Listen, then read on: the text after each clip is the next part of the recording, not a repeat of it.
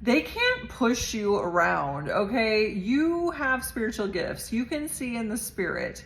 You can see right away when someone is operating out of an unclean spirit and trying to control your actions, trying to force you to do something, trying to shame you, to guilt you, and get you to submit to their demons, okay?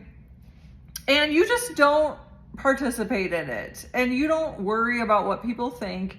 You're not worried about really hurting people's feelings. And it's not that you're not caring and that you don't care about the person, but when you discern that it's a demon working through them to push you around, you stand your ground. You know your Christ identity. You know your authority to trample the enemy like serpents and scorpions under your feet. And of course, that's the authority of Jesus Christ, Luke 10:19. You've submitted to the Lord, so you're under his authority.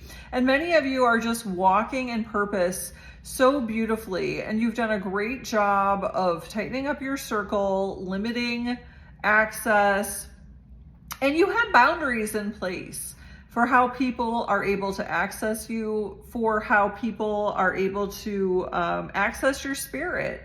And these boundaries are in place for a reason. It's for your own protection. And you'll have people come in and want to push your boundaries. They want to work around your boundaries. They want you to get you to come into agreement with things that God didn't say to you or tell you to do. They try to give you prophetic words that don't make sense to you. And listen, you don't have to receive it. You don't have to receive anything that doesn't confirm what God has already spoken to you, okay? And when people realize they can't push you around, one of two things will happen. They'll either retreat and go in the other direction, or they will act up and act out, okay?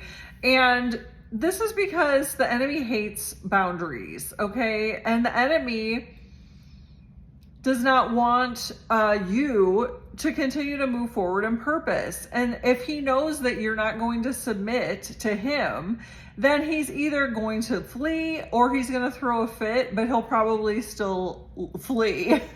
It says in James 4:7, resist the devil and he will flee from you. And don't be upset when, you lose people, you lose connections, you might lose business, because you won't bend your boundaries to other people's demons. You're not obligated to